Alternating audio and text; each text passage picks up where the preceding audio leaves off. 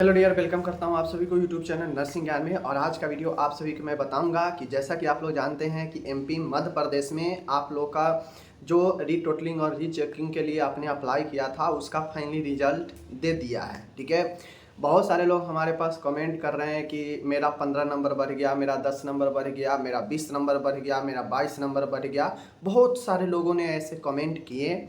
बहुत सारे ऐसे लोग जो हैं जिनको कुछ नहीं बढ़ा है, अगर 2-4 नंबर से फेल हो रहे थे तो उनको ग्रेस मार्क दिया गया। ठीक है, जैसे एक स्टूडेंट ने हमें बताया कि मैंने 3 मार्क मुझे प्लस करके मिला है, तो जिनको भी प्लस लगा होगा समझ लीजिएगा वो ग्रेस के साथ में पास किया गया है। अगर आपको ग्रेस के साथ में पास कर दिया गया है तो इसमें कोई दिक्कत की बात नहीं है। ठीक है, अब बात करते हैं कि बहुत सारे लोग हमारे पास कर रहे हैं मुझे सर 10 नंबर बढ़ गए, 15 नंबर बढ़ गए, 20 नंबर बढ़ गए, 22 नंबर बढ़ गए।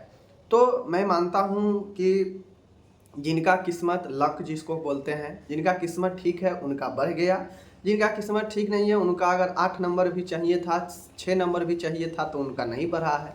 तो पूरी डिपेंड यहाँ पे किया है कि किनका बढ़ा किनका नहीं बढ़ा, एक प्रकार से लक पर ही डिपेंड किया है। ठीक है, क्योंकि हम जानते हैं अगर किसी का 15 नंबर 22 नंबर इतना तक अगर लापरवाही किया गया है गड़बड़ी में, कॉपी चेकिंग में या टोटल करने में अगर गड़बड़ी किया गया है और किसी स्टूडेंट को 22-22 नंबर का पहले लॉस था जो अभी मिला है, तो ये तो पूरी गलत काउंसिल की है या जो कॉपी चेक करने वाले हैं उनका है। ठीक है, लेकिन अगर बढ़ने की बात है तो अगर आपकी बार बढ़ा है तो 6 नंबर से जो 8 नंबर से जो फेल है उनको भी बढ़ जाना चाहिए था। जिनको 22 नंबर 20 नंबर बढ़ा है, 14 नंबर बढ़ा है, 6 वालों को भी बढ़ जानी था, 8 वाले को भी बढ़ जाने चाहिए था। तो फिर आंख मूंद के किसी को बढ़ा देना किसी को छोड़ देना एक गलत चीज़ है। ठीक है, सही सही मैं बता रहा हूँ। किसी को आप खुश कर दे रहे हैं बहुत देकर, किसी को निराश कर दे रहे हैं, ये सही बात नहीं है। ठीक है, एक समान करना चाहिए। अब बात आता है यहाँ पे कि अब क्या ऑप्शन है। जो लोग रीचेकिंग रीटोटलिंग के बाद भी अगर उनका फेल ही दिखा रहा है तो उनको अब क्या करना पड़ेगा। तो जैसा कि आपको पता है कि काउंसिल ने पहले ही जो है आपको सप्लीमेंट्री के लिए जो है डेट दे दिया है। अगस्त लास्ट में एग्ज़ाम होने वाला है, चाहे फर्स्ट ईयर है, सेकेंड ईयर है, थर्ड ईयर है, दे दिया गया है। तो ऐसे में अब जो भी लोग रीचेकिंग के बाद भी अगर फेल है तो उनका सीधी सी बात है कि अब उनको जो भी सब्जेक्ट में फेल है उनका एग्ज़ाम क्लियर करना पड़ेगा, मीन्स सप्लीमेंट्री एग्ज़ाम उनका देना पड़ेगा। अब बहुत सारे लोगों का ये सवाल है कि सर अगर हम किसी ऐसे सब्जेक्ट में फेल किए हैं जिसमें प्रैक्टिकल भी है तो क्या हमें प्रैक्टिकल भी देना पड़ेगा। तो बिल्कुल देना पड़ेगा। अगर मान गए कोई फर्स्ट ईयर में फंडामेंटल में फेल करता है तो अगर प्रैक्टिकल एग्ज़ाम उसमें है तो प्रैक्टिकल एग्ज़ाम भी आपको देना पड़ेगा। ठीक है ना, आप थ्योरी दे देंगे और प्रैक्टिकल कौन देगा। मतलब जो भी सब्जेक्ट में आप फेल करते हैं उसका फिर से कंप्लीट एग्ज़ाम होता है, चाहे आप थ्योरी हो चाहे प्रैक्टिकल हो। बातें को समझ गए। तो आप ये मत समझिए कि आपका सिर्फ थ्योरी दे देना है, प्रैक्टिकल नहीं होगा।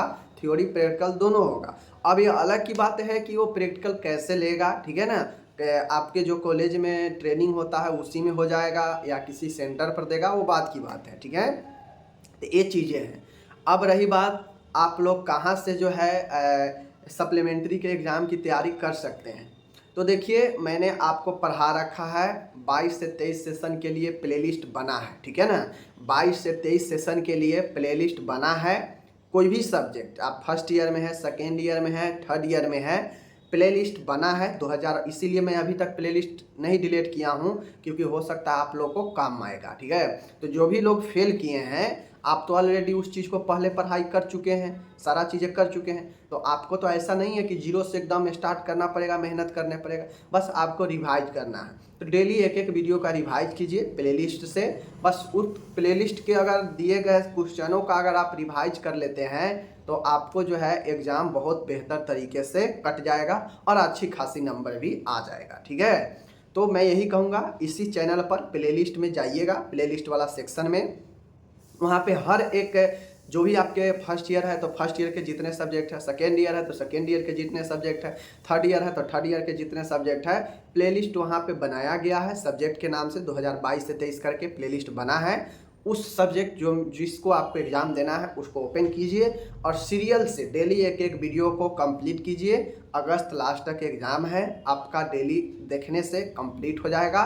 और लिखने का भी प्रैक्टिस कीजिएगा, क्योंकि बहुत दिन लगभग साल भर हो गया एग्ज़ाम का और अभी एग्ज़ाम आपको देना है, तो आपको प्रैक्टिस करना पड़ेगा। दूसरी चीज़ें, आप अगर फर्स्ट ईयर में हैं, सप्ली का एग्ज़ाम दे रहे हैं, सेकेंड ईयर का पढ़ाई मत भूलिए, क्योंकि आपका सेकेंड ईयर का भी पढ़ाई जो है रिजल्ट आने के तुरंत बाद हो जाएगा। सप्ली का जैसे ही रिजल्ट आएगा तो मेन एग्ज़ाम होगा आपका नेक्स्ट ईयर का। तो ऐसे में आप लोग अपने नेक्स्ट ईयर का पढ़ाई नहीं भूलेंगे, साथ में जो भी सब्जेक्ट में क्रॉस लगा है उसको डेली रिवाइज करते रहेंगे। ठीक है, प्लेलिस्ट बना दिए हैं, नोट्स दे दिए हैं nursingyan.com पर, वहाँ पे आपको नोट्स मिल जाएगा और इस वेबसाइट से आप रिवाइज कर सकते हैं, पढ़ सकते हैं, समझ सकते हैं। ओके, चलिए मिलेंगे अगले वीडियो में। आप अपना ख्याल रखिएगा, तब तक के लिए धन्यवाद।